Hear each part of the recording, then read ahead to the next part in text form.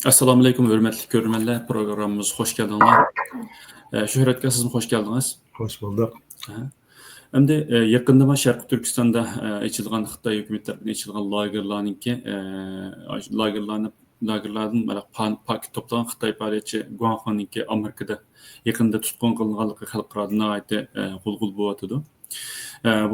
Bu sebepten bir Türk'üm Amerika Devlet Meclisi a'zolari buniki qo'yib berish to'g'riliq nimqon bo'ldi. Undan keyin ba'zi Uyg'ur tashkilotlar bu to'g'riliqda hareketlarni etgan bo'ldi.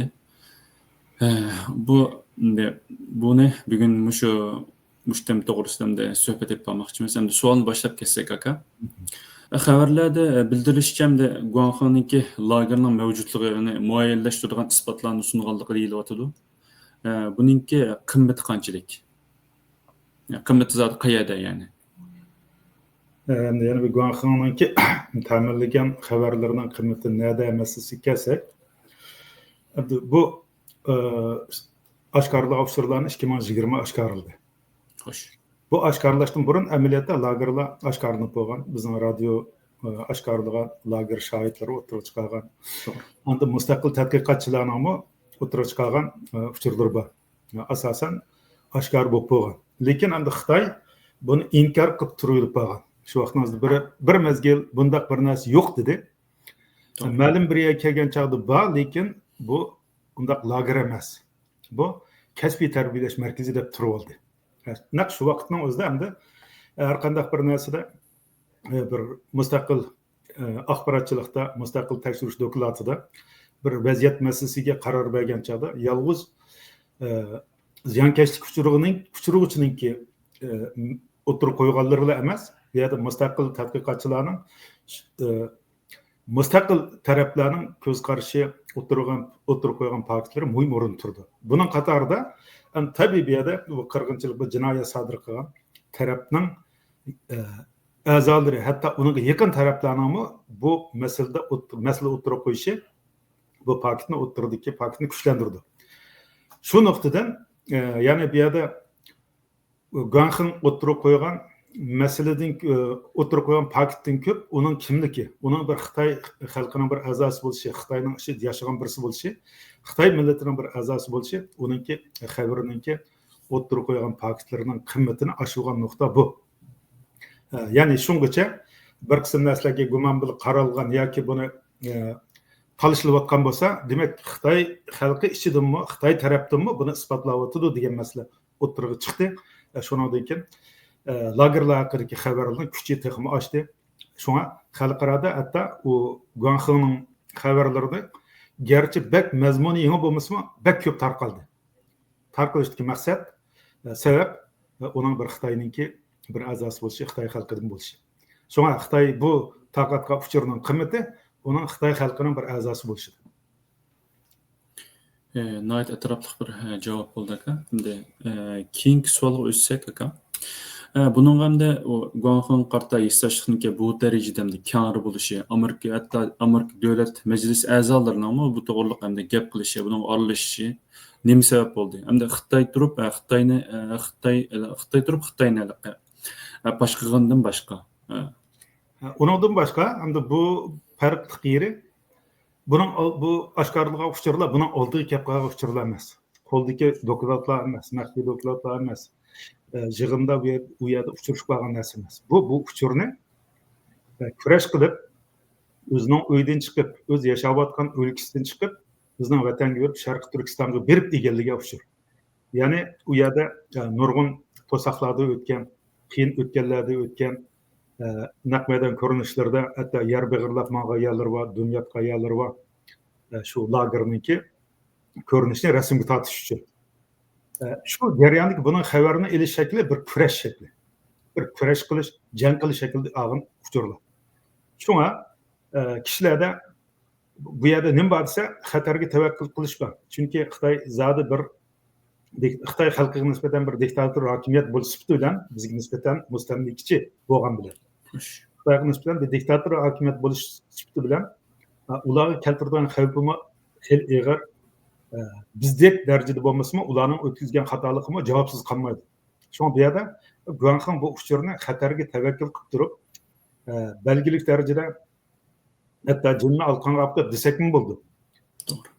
Shu darajada bir xatarga tavakkul qilib olganlik uchun bu xalqarada bir buning qarta qiziqish bo'ldi, hurmat bo'ldi. Bu yerdagi tavakkulchilik qarta hurmat. Dunyoning har qanday yerda badal to'lagan odamga, xatarga tavakkul qilgan odamga qarta bir hurmat bo'ldi.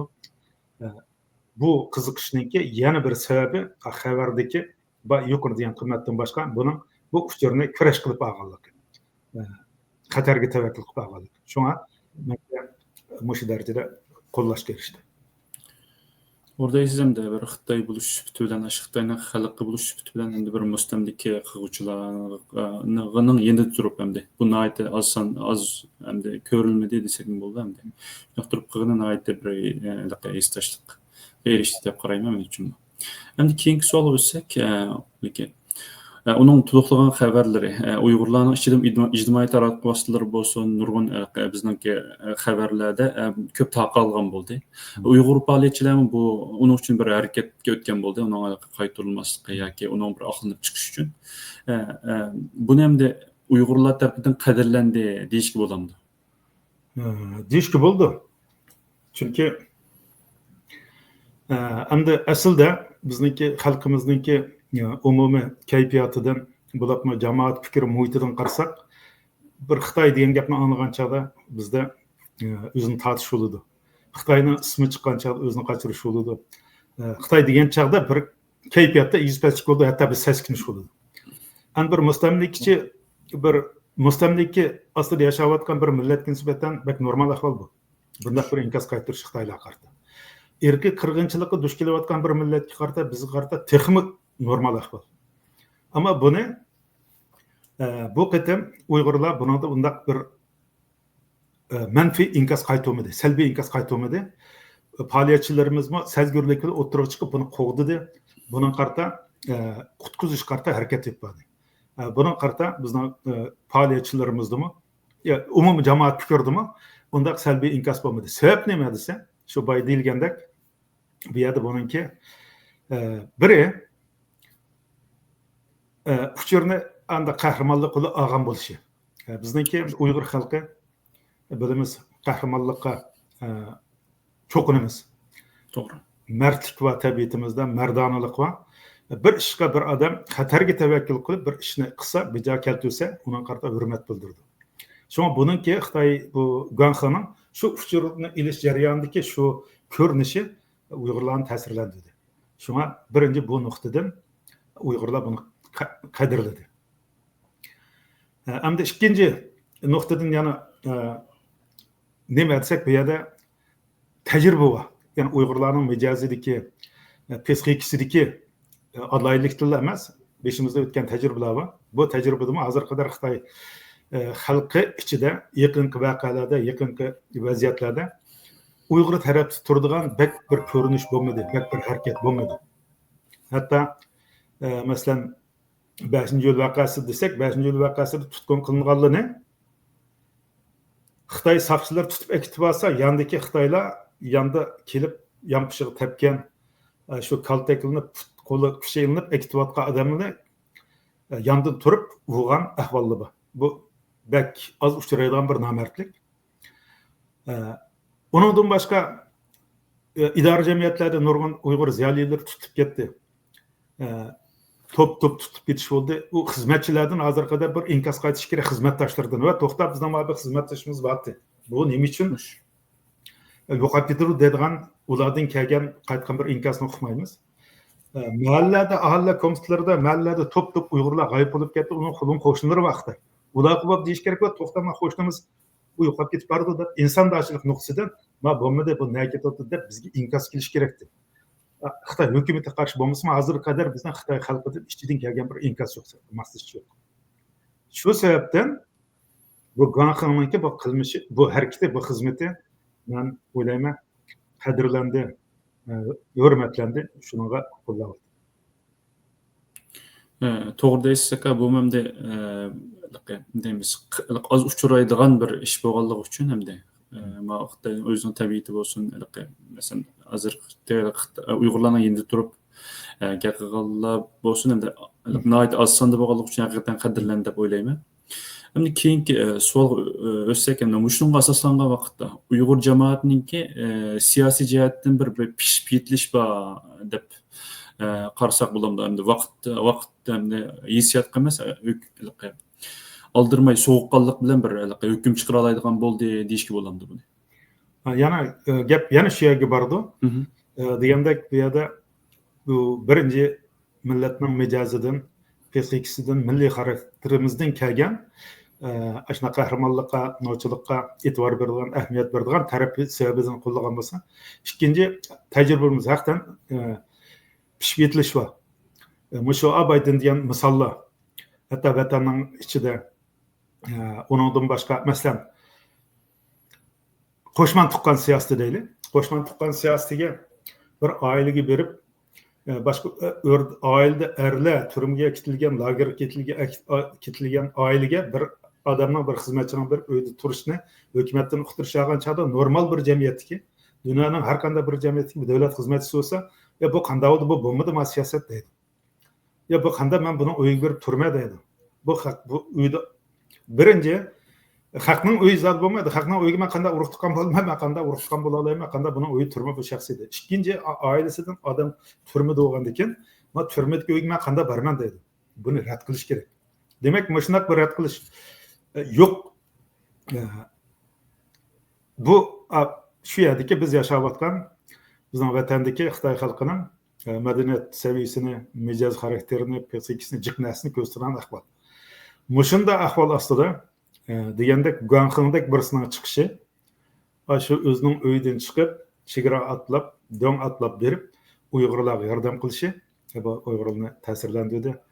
Uyg'ur faoliyatchilarini shu chet eldagilarni shu bu yerda degandek pishib yetilish bor. Agar bu pishib yetilish qanday desa, 5-yo'l voqeasi. Uningdagi masalan Shawgar voqeasi deymiz. Shawgar voqesidimi?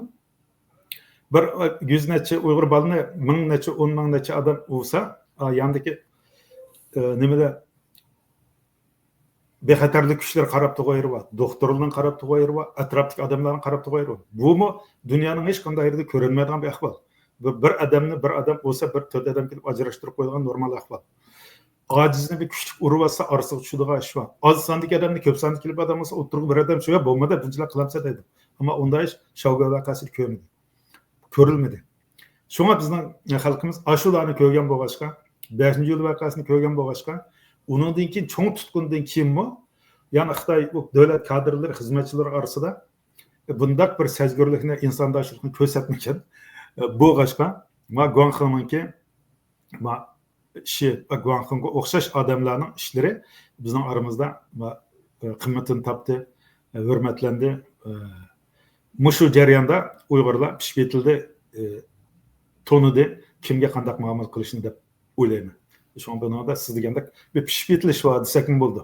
Mushunchalar agar haqsizlikni qarshi tarafdan Xitoy hukumatining boshqa xalq tarafdan kelmagan bo'lsa, balkim bunda bo'lmasligi mumkin. Ko'pdan ko'p rahmat. To'g'ri deysiz. Hamda shuncha bir zulm islamlik boshda o'tkazgandikni haqiqatan bir tayoqda haydab etish, hamma odamda asosan dushmanlashtaq bir tayoqda haydab etadigan bir psixika bo'ldi. Ammo yenimizni tura olgan odamni ashlardan ayirib turib, chiqirib turib muomala qilishmi bu jihatdan bir pishilib yetilish, sapa talab qiladigan narsa. Menchi bo'lgandimi, buni bir pishib yetilish deb qarayman hamda. Ko'pdan ko'p rahmat. Keyingi savol o'tib ketsak hamda. Masalan, vatandagi Xitoy xalqining Uyg'ur qirg'inchiligini pash qilishda aktiv bo'lmaganligi dedingiz. Sizcha bu chet eldagi Xitoy fuqarolarimi hamda jumladan hamda demokratchilarmi bo'ldimi bu ahvol? Uyg'urlarning endi turib, masalan, pash qildigan ahvollar yuz berdimi? Bu xuddi Guanxindga o'xshash vatan ichidagi Xitoyning ichidagi Xitoylar oz bo'lgandek, chet ellarga ham oz bo'lyapti. Men cho'g'an chaqda masalan Xitoy virusi chiqqan chaqda eng boshda Xitoy virusi shu yeyilgan dunyoga ziyon zahmat solgan chaqda eng boshda o'tirib chiqib qarshi turish tegishli bo'lganlar Xitoy xalqi bo'lish kerak. Xitoy demokratchilari. To'g'ri. Chet eldagi Xitoy muhojirlari bo'lish kerak. Ular bizni o'ylamasimi, o'zining manfaatini o'ylab, o'zining inovatini o'ylab Xitoy xalqi Xitoy degan bu millatning inovatini o'ylab bo'lsa o'tirib chiqib va Xitoy virusining tarqalishida Xitoy kompartiyasining mas'uliyati bor. Bu Xitoy bilan Xitoy kompartiyasini farqlantiringlar deb o'tirib chiqish kerakdi. Ammo shu vaqtda hech qanday bu chet elda bir faoliyatlar bo'lmadi. Uyg'ur qirg'inchilik masalasi demo hozirga qadar Uyg'ur qirg'inchiligi haqida chiqqan oshkorlangan bir qancha maxfiy dokladlar bor. Shu maxfiy dokladlarni bir chet ellik o'qisa tushunolmaydi. Uni chunki maxfiy dokladlarni oshkorlanganlarni Xitoy nima dedi desa, bu yasalgan, bu rasmiy emas, bizning emas deb tinib oldi bir qismlarda. Endi shu tinib olganlarni amaliyotda naq shu Xitoyga oid ekanligi, Xitoy davlatiga oid ekanligini Xitoylar eng yaxshi bildi, chet ellik demokratchilik texmi. Chunki u yerda qo'llangan jumlalar, u hujjatda, u materiallarda va qo'llangan terminlar, chaqiriqlar, shuarlar, hatto maqol tamsillar hammasi Xitoy millatiga oid. Buni bir odamning boshqa birisining yasalishi mumkin emas.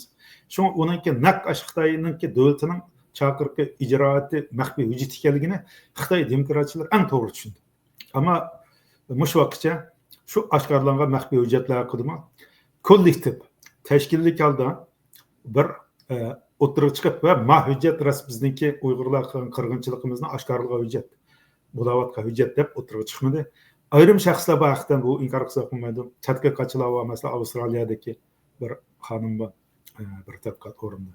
Uningdan Uyg'ur qirg'inchiligida o'tirib chiqqan bir soqchi bor, Xitoy soqchi bor. Uningdan boshqa Guanxonga o'xshash, uniki Jang Shvamniti bu lagerlarni baş qilgan nimada Kanadalik eng boshda. U Xitoy faoliyatchi va barmoq bilan sanavog'idek darajada Xitoylar bor bu ishda. Ammo biz ham dunyodagi ko'p deyildi, mustaqillik harakatlarida, milliy ozodlik harakatlarida, boshqa millatlarda, boshqa rayonlarda shu yerlik shu besivag'ichi millatning a'zolaridan shu besivilgan millat bilan yonma-yon turadigan o'rnaklar, misollar jiq bo'lgan. Har vaqt bo'lgan. Inson odam boyada chunki bo'ladigan ish beistashlik degan insondoshlik deydi. Masalan, ko'p deyildi Hindistonningki ozodlik harakatlarida inglizlar belgilik sonda yerliklar bilan birga bo'lganda. Chechenlarning harakatlarida kishilik faoliyatlar ruslarning birga bo'lganligini ko'ramiz xabarlarimizda.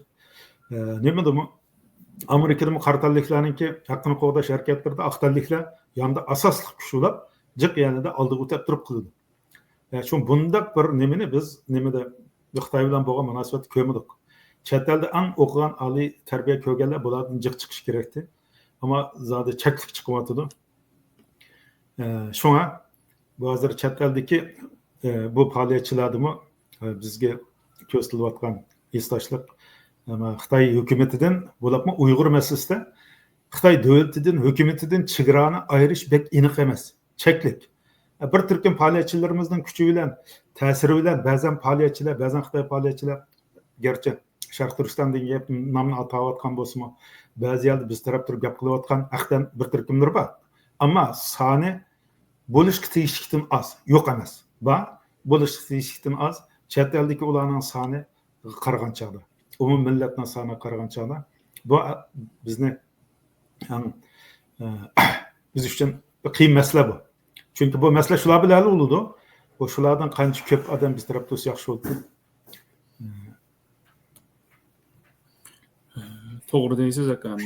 Dunyoningki har qaysi burun tarixda bo'lsin, masalan, deb o'tganimizdek Angliyada bo'lsin yoki Amerikadagi mavalaqa qulluq tuzumidagi qilish degandek bo'lsin yoki shu o'tkazilgan qirg'inchiliklar qarshi haqiqatan shu qirg'inchilikni qilayotgan millatlar shu qirg'in bo'layotgan millatlarning endi tug'ay avallarına ko'p. Hatto yaqindagi aval qarasak masalan Palestin İsrail meselesinde nurgun İsraillik mesela Palestin'den endi turib namoyish qilib bunun xato ekanligini hatta o'zining xalqimi buni qarshi turyapti. Degandek bu Xitoy xalqininki Uyg'urlarning endi turishi nihoyat az dengizdan bir tomchi deb nuqsaq hargiz xatolashgan bo'lmaymiz degandek. Endi bundan keyingi savolga o'tib ketsak, Guanxoningki bu delosiga qaytib kelsak aka. Amerika uni Afrikaga chiqarib ketishini deport qilish qarorini bekor qilibdi deb işte nim qildi, ko'rdi. Sizce bu bir yaxshi taraqqiyotmi? Buni qanday tushunishimiz kerak? Endi uni hozir ko'pchilik hammasi bu aniq bo'lgan bir masala emas. Endi Afrika qaytarilmaganligiga qarab bizlarda sirtqi chiqarib ketish bekor qilindi deb umid qaraymiz, yaxshi ahvolda. Endi shimimiz bor bu yerda. Tabii Xitoy qaytarib o'tib qoladimi deb. Undaq bo'lmasligini umid qilamiz. Endi hozirgi vaziyatda bu ishning qanday bo'lganligini hech kim bir narsa demaydi. Ammo dastlabki ahvolga qaragan chog'da bu yaxshi taraqqiyot. Chiqarib o'tish degan qaragan chog'da, zodi Xitoyning bu Amerikaning sirtiga chiqib kelsa Xitoy ekilalaydi har qanday qiyat. Hozir Xitoyning kuchi yetmaydigan yeri bor, Amerika undan boshqa yerga asosan yetyapti. Yevropaga tabii emas endi. Shunga agar Afrikaga chiqib ketgan bo'lsa, Xitoyga ketganga o'xshash bo'ldi. Unda bo'lmadi. Shunga bir taraqqiyot deymiz, ammo bu yerda cho'qim bu yerda yestashlik to'g'ri deb qarilib, nima biz taraf turilib, qap qilish tutib olib qilish bo'ldimi yoki yana boshqa yeri bormi, uqmaymiz. Undaq bo'lmas deb umid qilamiz. Ko'pincha rahmat. Deganingizga haqiqatan nurg'un yerdan, masalan, agar Afrikaga avat etib qolgan taqdirda Afrika asosan nurg'un yerlar hamda Xitoyning oltin qo'laydigan yoki tijorat qiladigan bo'lsin, har jihatdan bir xil hamda indemiz nima jihat yumshoq bir nima bo'lib qoldi deb qarasak bo'ldi, mustamlikasi degidek darajaga tushib qoldi ba'zilar. Yanada gap bu yerda buning Xitoy qaytarilmasligi yalnız bu Guanxanın meselesimiz bir yerde onundan başka Uygur davasının, Uygur Milli Hareketi'nin, Şarkı Türkistan davasının xalqaradaki ta'sir meselesi çok. Demek, hazırgıça buna qo'llayotganlar, o'tirib chiqayotganlar nima deb buni qo'llayapti desa, Uyg'urdan boshqa bo'lganlarmi? Bu da bu Şarkı Türkistan'dagi lagerlarni oshkorlagan davlat. Ya'ni bizdagi lagerlarni oshkorlab bo'lganlik uchun bu qo'g'dilyapti. Shunga bu qo'g'dilib qolsa, bizniki kuchimiz, bizning ta'sirimiz isbotlangan bo'ladi. Xitoy xalqiga bir signal bo'ladi. Endi bizni hozir qo'llamayotganlar Xitoy xalqining ichida bo'lsin, demokratchilar bo'lsin, nima desa, bu yerda bir umidsizlik bor ulardimi? O'zining davlatining kuchiga ishonish va o'zining davlatining kuchiga ishonish va bizni ojiz ko'rish va yetarsiz ko'rish va shunga bularni qo'llasaqmi bir qismi agar vijdoni qabul qilgan taqdirdami, buni qo'llasaqmi bizga foyda chiqmaydi degan qarash bor. Shunga bunday ahvolda bu Guanxanın qaytarilmasligi saqlanib qolishi bizning da'voning kuchini ko'rsatdi, Uyg'urninki kuchini ko'rsatdi, Uyg'ur Xitoyga qartami, Xitoy xalqiga, Xitoy tarafga bir signal bo'ldi. Demak, Uyg'ur tarafda turish nomi bir foydasi bo'lganligini bilib qolgan bo'ldi. Shu nuqtadan biz qaytarilmizga deb umid qilamiz. Menimcha faoliyatchilar, tashkilotchilarmi shu nuqtadan harakat qiladi.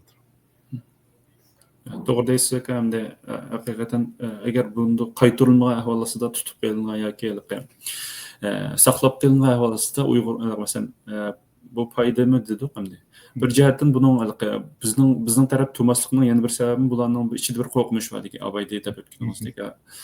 Biz agar bu Uyg'urlarning qishida tursak, biz agar Xitoy qaytarib kelsak hamda o'zining davlat tarafidan deyapman. Xitoy hukumat tarafidan bu bir xoinlik deb qaralishdan hamda nurg'un azob oqibatlar qilib qoldi ham o'lim nimasiga tahdid uchishi mumkin. Nurg'un sabablardan foydasi bekor qanday tahdid qo'rqinishmi bor deb qaraymiz ham buni.